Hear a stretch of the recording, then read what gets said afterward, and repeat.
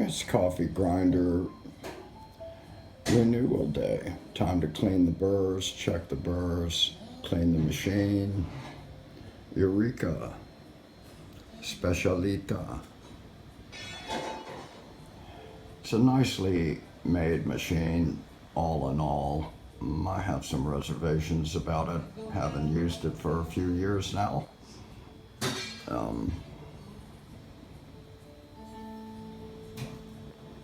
One of its main selling points is, well, it's a very fine machine for a home barista, such as myself.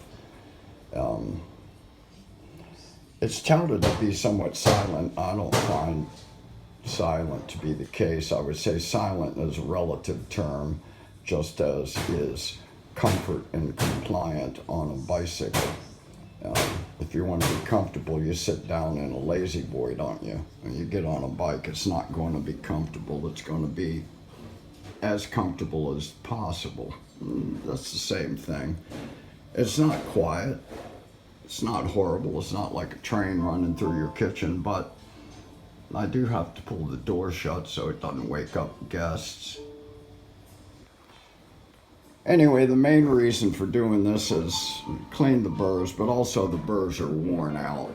And they've been worn out for about 6 months, but as is typical with a lot of things these days, these are the new burrs. You can't get replacements. In fact, I had to buy these from a supplier in America. The only one I found anywhere in the world that even had the replacement burrs. These are 58 mil burrs for a Eureka machine. And then have them ship it to Thailand. So, you know, I'm paying extra for that. But you need burrs. The burrs on this machine are worn out. I'll show you that later. But anyway, Eureka Mignon Specialita. That's what this is called. Italian engineering is touted, and rightly so. However, there's few things that are left to be desired. First of all, why do I need 3 fucking tools to take the top off and take the burrs out? Need a hex key to get this thing off the back. Well, underneath that is this. That loosens the top plate, this one. And then you can get that off. Then you need a Phillips head to remove these screws. And then once you get that plate off, you have access to the burrs. One of the burrs is mounted to the underside of this carrier. That's what that's called. The other burr is mounted to a carrier underneath that does the rotating. This one is stationary. The whole thing adjusts up and down by infinite increments. Coarser clockwise, finer if you turn it clockwise, less fine if you turn it counterclockwise. So there's no click stops on this. It's just an infinite adjustment. And that just moves the bottom plate up and down accordingly. Anyway, 3 tools to get the burrs, actual grinding burrs off. Now, what the heck is Eureka thinking? At the end of 2018, they decided to redesign the carrier plates and the burrs so that, and I didn't know this until right now, these screw holes, you can see how they're milled pretty much in the center of this burr. The ones that I have, the holes are milled more toward the outer edge of the burr. So these actually do not fucking fit. And that's something that even the distributor here in Thailand didn't know about, because he has the same machine and same problem. He ordered the burrs, waited 6 months for them, and found out that they don't fit anymore. So what's the solution? Well, I'm going to have to take this top plate off, And then the burrs are attached with a flathead screwdriver. There it is. You need that. Now, why would anybody use a slotted screw? Well, the reason is a Phillips head screw is more of a rounded top. A slotted screw can be flat and beveled so that it countersinks into this hole. You can see there's a countersink. And why would they do that? Why not just put well, the Phillips head is going to mound up. It'll still be below the surface of the burr originally, but these things wear. And eventually it's going to wear so much it's going to start shaving the top of that Phillips head bolt off. So you can't do that. So you do need a slotted screw. I don't know if anybody, well, I don't know. Could you get a Phillips head, flathead Phillips head bolt? I don't see why not. That's what I would have done. I'm just an amateur. These guys make coffee machines for a living. First of all, 3 tools is kind of crazy. Just take the top off and get the burrs out of your machine. Anyway, that's a small complaint. I've got the tools, so it was no big deal. It's just a side observation from an amateur mechanic. So I spent about $50 for burrs and then paid shipping and can't use them. Thank you, Eureka, for letting us know. So I'm going to take this top plate off.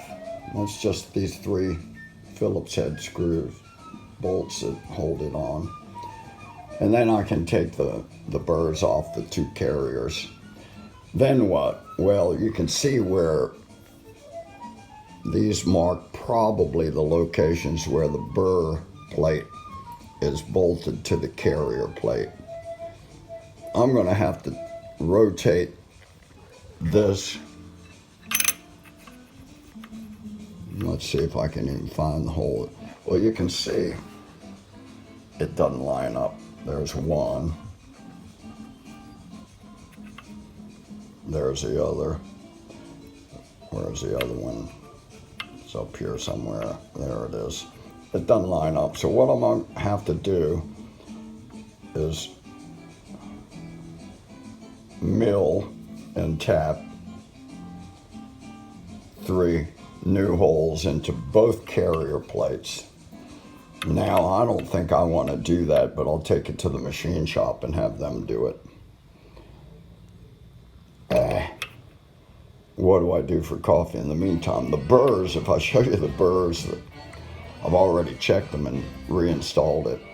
If I show you, they're pretty much flat. There's a few tiny little bumps on here. It'll still grind beans, but it does a shitty job. No matter how fine you adjust it, it comes out too coarse. So the water just runs through the puck when you're pulling a shot of espresso. So that's problem number 1. Now the other thing is, that's an aftermarket piece. It's a single dose hopper. And I've modified it so it'll fit into that plate there. Why single dose? Well, it comes with a hopper you can put 250 or 300 grams of beans into. However, if you, like me, have a coffee station and you're set up and you know what the fuck you're doing, that helps, then I might have 6 different beans on hand any one time. These are 2 from Ethiopia. I've actually done some work in Ethiopia. I've been there. Gesha is a place name. Geisha is a bastardization of the name of the little town in Ethiopia, Gesha. Now that has been copied in Panama and Colombia, and it's some of the finest coffee beans you can get in the world. That sells for about $60 US dollars per pound. Yeah, it's not cheap. Couple different, Thailand makes some really good top quality coffee because they know what they're doing now. Couple different Thai, 2 different Ethiopia. I've got a third tie, which is a standard bean, which is good quality, and it makes a good cup all by itself, but I use it to blend with these. Now sometimes I'll do a single shot with 100% of one of these. So a single dose machine allows you to do that. Plus, if you weigh your doses, as I do, so I do 18 grams, that's my standard.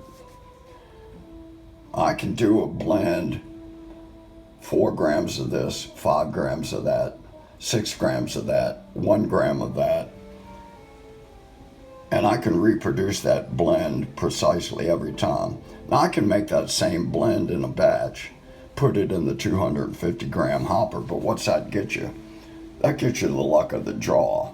It's whatever comes out of the, and you can't mix it precisely evenly. It's not going to go through the grinder one shot after another exactly the same. Whereas if I weigh out a dose, 4, 6, 5, and 2 or 1, whatever, I can repeat that the next time and the next time.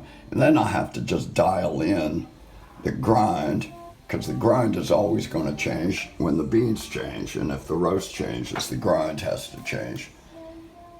And that is part of the challenge of doing really good coffee. And that's what a really talented barista can do, knows how to do, and can do. A little feature that makes it the grind finesse or coarseness a little bit less relevant is a flow control. Now this is just like a water spigot, all the way open, all the way closed. So I'll usually pull a shot on this scale so I can time how long it takes and the weight of the shot. So I know what I'm looking for on the weight and on the time. Those things have to match up.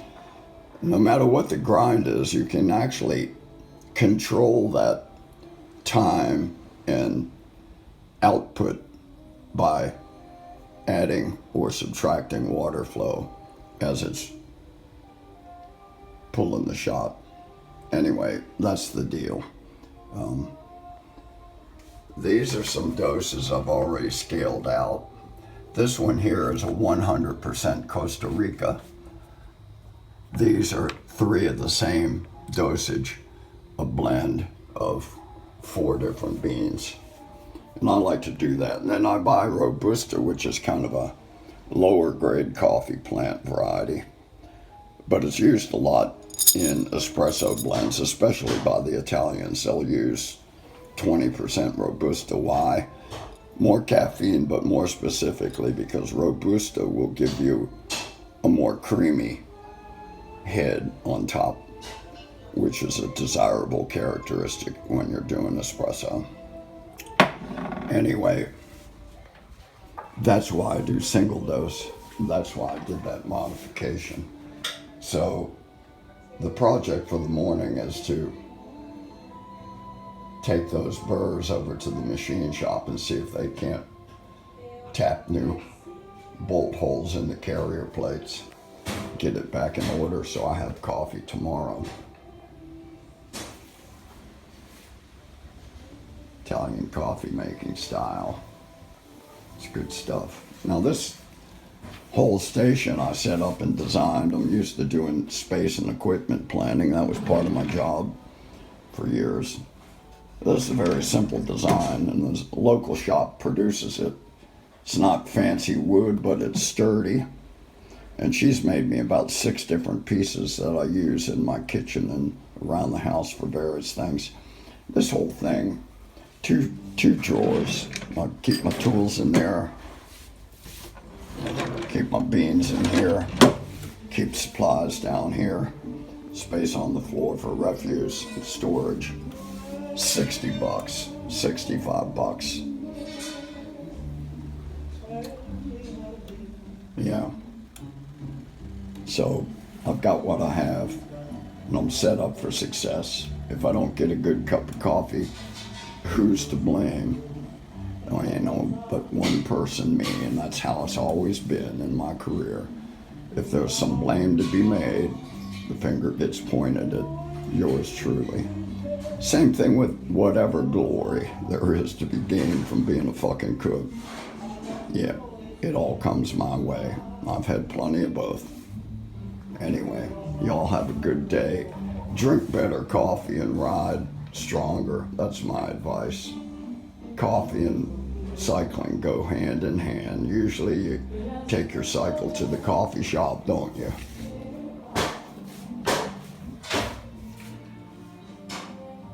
Couple things to be desired, Eureka, with this. The other thing is these pieces here are not stainless. It's a nice case. All the internals are top quality, but this whole thing here is shiny plastic. This is not an embossed logo. This is just fucking sticker stuck on there. These are not cheap. Cheap is a relative term too, but this is over $500 for this unit. So, Jesus, for $500, they couldn't have given us a little bit better quality. Hell, I'd have paid $550 for stainless steel and an embossed logo. Why not? That's just me, though. Have a good day. It's a nice day here. We're getting the security wall rebuilt out there. That's what the banging, you might have heard, is.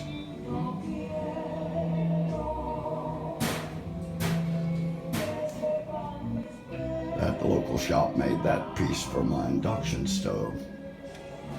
Made that piece. It made that piece.